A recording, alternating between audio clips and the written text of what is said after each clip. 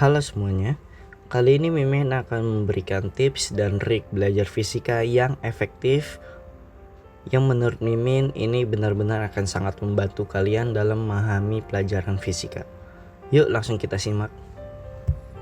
Pertama, pelajari secara garis besar materi yang akan dibahas oleh guru di sekolah. Kalian harus tahu materi apa saja yang akan dibahas di pertemuan selanjutnya oleh guru kalian. Untuk contoh konkretnya, Mimin akan ambil contoh materi hukum Newton atau dinamika gerak.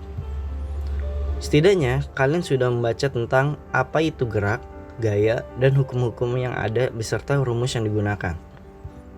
Pemahaman yang mungkin kalian dapat melalui pembelajaran oleh diri sendiri di rumah yaitu gerak adalah perubahan posisi benda dari kedudukan awalnya, gaya adalah sesuatu yang menyebabkan benda itu bergerak.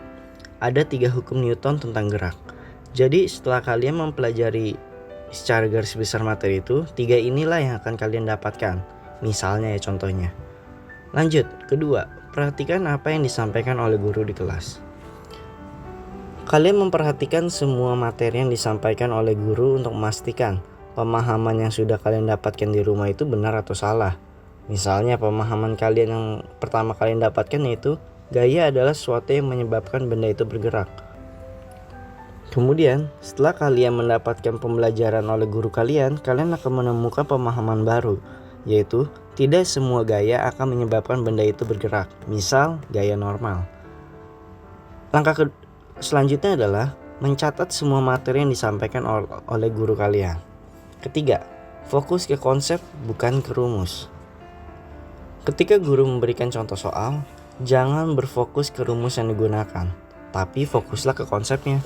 Misalnya, di hukum Newton ini ada sebuah balok di permukaan datar.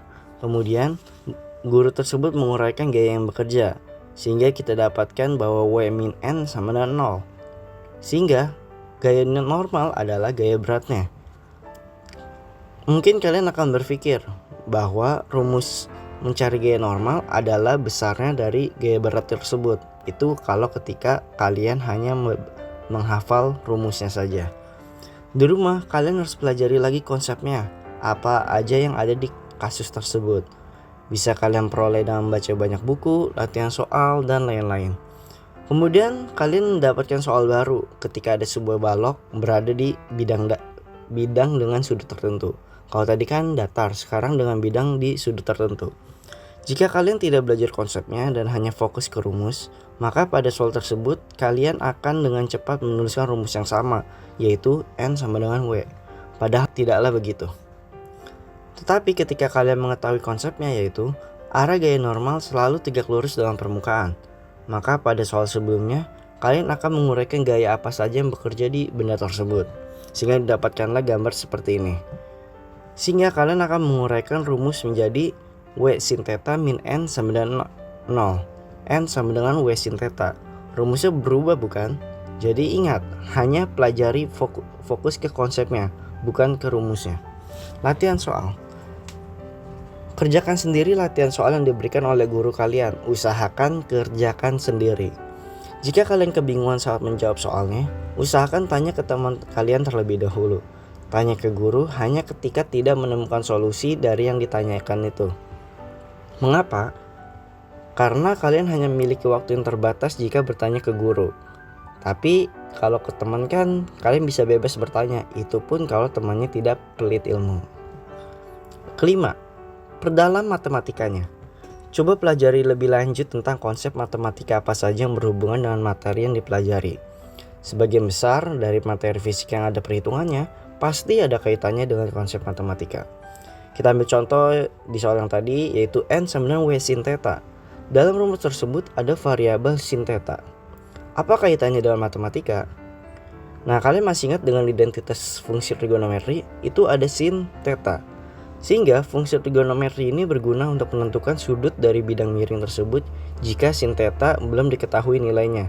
Jadi kita bisa menguraikan dari ketinggian bidang miring atau berdasarkan kemiringannya atau berdasarkan datarnya itu. Keenam, perdalam latihan soal. Hanya ketika kalian sudah memahami latihan soal yang diberikan oleh guru beserta konsep matematikanya, kalian diperbolehkan lanjut ke tahap ini. yaitu cari latihan soal yang memiliki tingkat kesulitan yang lebih tinggi dari latihan soal di sekolah. Bisa kalian temukan di internet, buku latihan soal, dan referensi lain yang ada pembahasan dari soal tersebut. Mengapa harus ada pembahasannya? Yaitu agar kalian dapat mencocokkan jawaban yang kalian isi dengan jawaban yang sebenarnya. Misalnya, dapat latihan soal dari guru seperti ini. Tentukan percepatannya.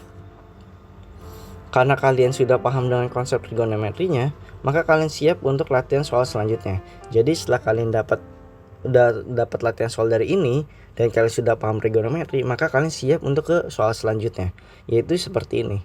Tentukan percepatannya. Di soal dengan tingkat kesulitan yang tinggi ini, kalian dapatkan bahwa ada besar alfa yang sudah diketahui, tapi ada juga sudut yang belum diketahui. Nah, bisa kalian cari deh. Ketujuh, jangan lupakan materi sebelumnya. Usahakan tidak melupakan materi sebelumnya yang sudah kalian pelajari, karena kebanyakan dari materi fisika pasti berkaitan dengan materi sebelumnya. Pada soal sebelumnya, kita harus mencari besar percepatan sistem tersebut. Tapi ketika tipe soal diubah menjadi tentukan jarak balok setelah bergerak selama 1 second. Jika kalian melupakan materi sebelumnya, yaitu materi gerak, maka kalian akan kesulitan dalam mengerjakan soal tersebut. Dengan begitu, kalian akan mengatakan fisika itu susah, fisika itu sulit, fisika itu bla bla bla bla. Tetapi jika kalian ingat dengan materi sebelumnya, yaitu materi gerak, maka kalian akan memasukkan rumus tentang gerak, yaitu S sama dengan V0T plus minus setengah T kuadrat. Kalian bisa menyelesaikan soal tersebut.